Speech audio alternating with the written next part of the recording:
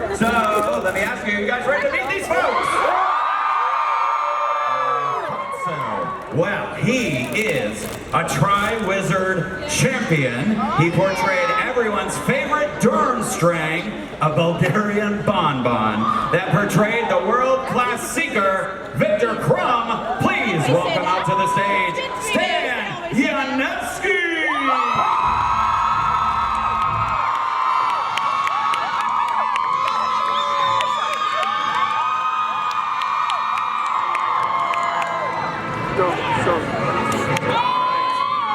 Our next panelist fought as a member of the Order of the Phoenix and lit up the screen as the Metamorphagus.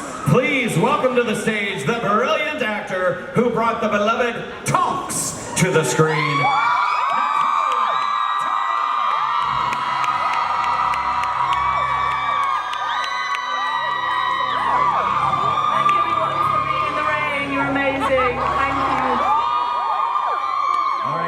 These next two actors as the Jokester brothers, Fred and George Weasley. Their characters turned jokes into jobs, inspiring one of the most outstanding shocks and experiences in Diagon Alley. Please join me in welcoming James and Oliver Phelps back to the stage.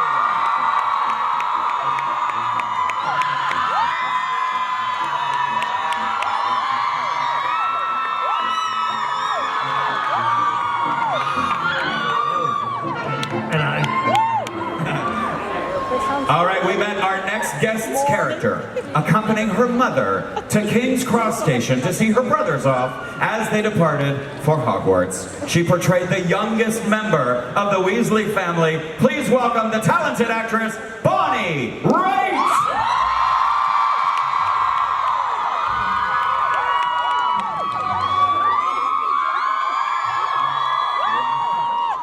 I think we got a marriage proposal from somebody down there. That was you? All right. Well, great. Thank you all so much for coming to listen to our questions and answer these for us. I would love to get us started with sort of something fun and simple. So, my question for the panel would be, what do you think your Patronus might be? And I'm going to open that up to all five of you at any order that you want to answer, and then we'll turn it to the crowd for some additional questions. Yeah, we've been asked this a couple of times this weekend, but I'm going to stick with what I've always thought. Well, the one that I was actually given was an osprey. It's like a cool bird of prey. So I always really wanted to have a hedgehog. Because they're cool, aren't they? Yeah. Everyone likes a hedgehog. Amazing. Well, yeah, again, like I said, we've been asked a lot, but I keep changing mine. Like yesterday I was a goat. Yeah. The day before I was a trash panda. I kind of like the trash panda one. It's quite scary. Maybe I'll stick with, trash panda. There you go. I'm gonna go back to that. I love that it can keep changing, though. It can keep evolving as you grow as a person. All right.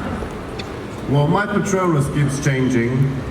It was an eagle, it's been an ox, whatnot, but now I'm gonna go with a minion.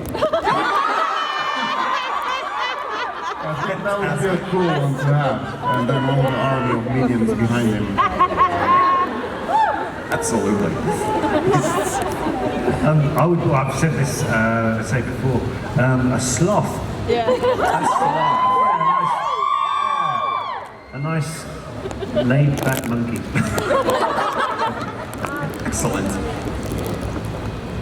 Ooh, well, I'm going to stick with what I decided upon a few days ago. Okay. I was torn between a dolphin and a whale, because I love the water, be pretty good right now, be kind of waterproof. And I'm just thinking, when I thought about it, a whale in terms of scale, as a Patronus, would be pretty impressive. Absolutely. I think I would survive the Dementors if I got out a whale. I mean, it would just take over this entire space. It would certainly quite freak quickly. everyone out. So I'm going to out. go for a whale. Yes. And they've been, wise, they know what they're doing, they've been around. Be able to hear it as well. Yeah. And they're just working at their own, frequency. I just feel like I got a lot of trust in the whale. Love it. 1, 2, 3, and we're all gonna say Lumos. Okay. Yeah? Okay, good. Ready? 1, 2, 3.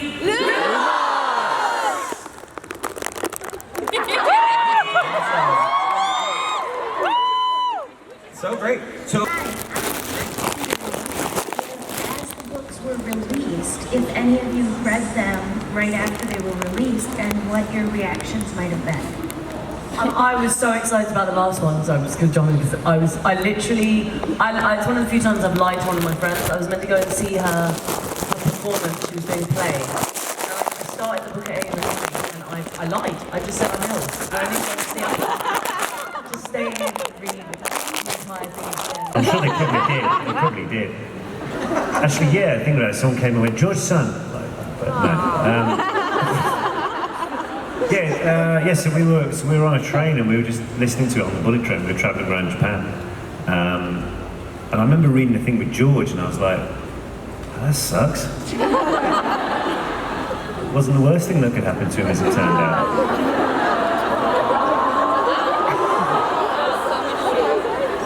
No, it wasn't really. But so on that trip we had 2 books and we basically weren't telling each other what we'd read or anything. So when I read what happened to Fred, I won't say 'cause it's a bit of a spoiler. But yeah, and then this year as I was reading it, I was like, wow, it's a bit, wow. And I was surprised with what happened, and I was equally surprised with how I was surprised, if that makes sense. Like I hadn't realised just how attached to the character I'd become. And as I'm feeling this, the ticket inspector is coming down the train asking for tickets. And I was like, oh, that's crazy. And then this guy is like tapping me on the shoulder going like, ticket, ticket. I was like, mate, I've just died. And so that was quite a memorable moment learning of that fate, but it was, like Nat was saying, it was crazy that happened, but I guess at least it happened in the last one and not the first book, right? Any impressions on reading the book? I mean, it was just cool in the sense that, I think it was such a collective experience that day that the books came out. There was a feeling, it was almost like a weird like Harry Potter New Year's Eve vibe. Like everyone's out in the bookshops and everyone's queuing up and you hear all these amazing stories of people waiting for hours to get it, the midnight before. And I was always there like the day it came out at the bookshop like everyone else, and I think you felt part of this phenomenon more even weirdly than we did when we were filming them in a weird way. Like that felt more like I was part had more of it. gravity Yeah. to the situation. And yeah, it just, you could feel the excitement on the street, or in London you'd be on the tube and everyone is reading it. Right. So that was cool. Excellent. All right. So Brian, where are you at? Who do you have with you? I've got Adriana from Fort Lauderdale. Hi, if you had the power to bring a character into our world, who would it be and why? That's awesome. If you had the power to bring a character into our world here, which character would it be? Dumbledore. Yeah, I was like, Dumbledore, definitely. Yeah. Teach all of us to be witches and wizards. Yeah. Right? Yeah. I was going to say I'll bring in the Hungarian horntail dragon. That'd be awesome. That would be epic. Where's James? Oh, there he is. Coming into the country. Have you got anything to declare? We can get like a little service dog. Service dragon. Service dragon's house. What? Thank you, yeah, exactly. What? What? They said, well done, dragon. Oh yeah. Well done, dragon. Oh yeah, that's the best How line. about bring Dobby?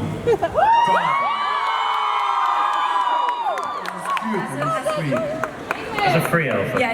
Yeah, I'll give him a sock.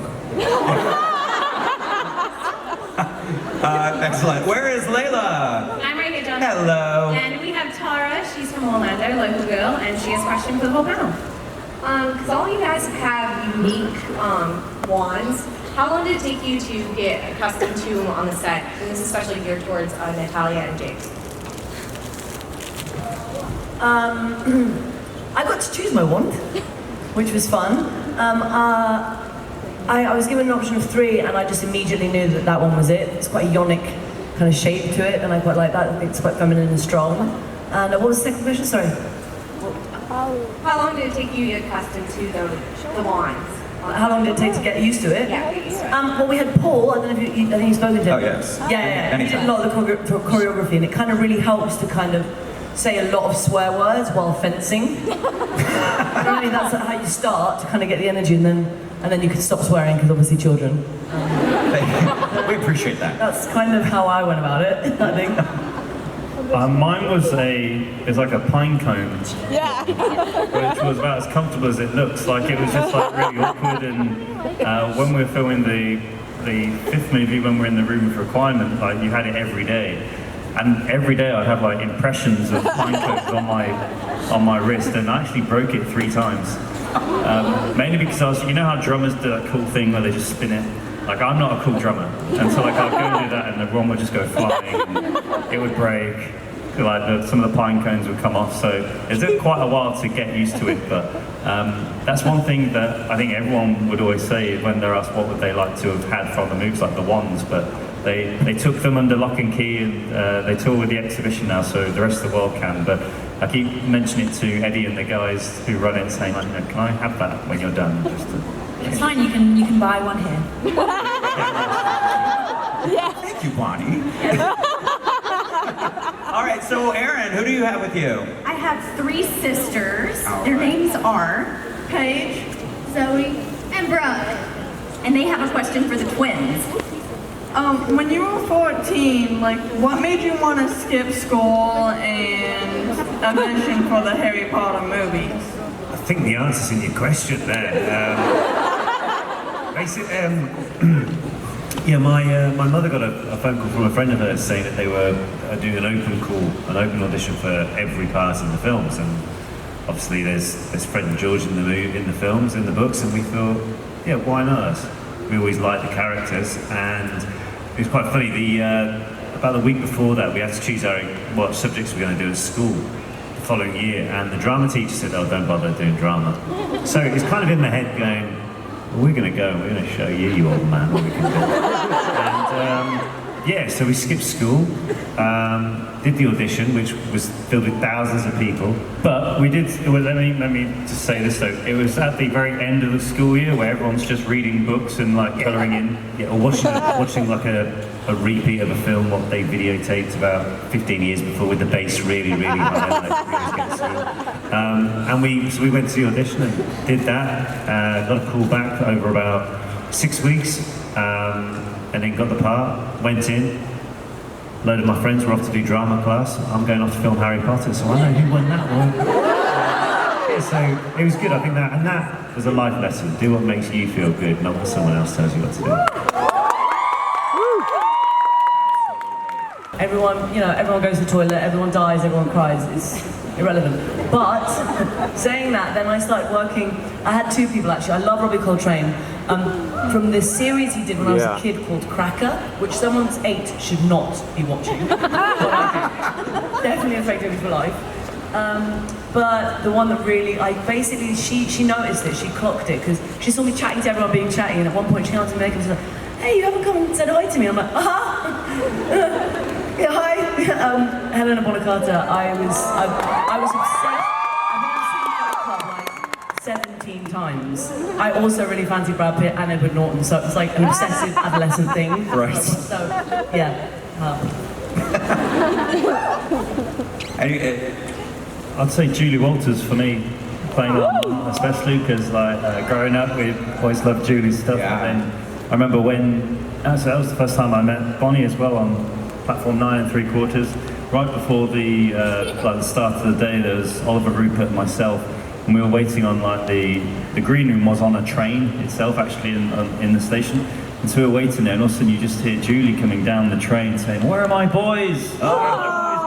And then from then it was literally like, this is Mama Hem for the Weasleys, so that was really cool. That's awesome. Oh, that's cute. For me, it was at the first read-through was so sitting next to us was Rick Mail, who played Pete, Yeah. was Pete, and growing up he was like comic idol for me. Like, We're going to have one more final big applause for all of our members here.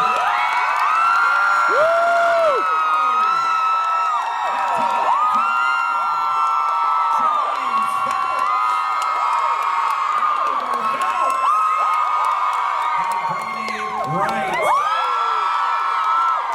You guys have been the most awesome fans. Thank you for joining us for a celebration of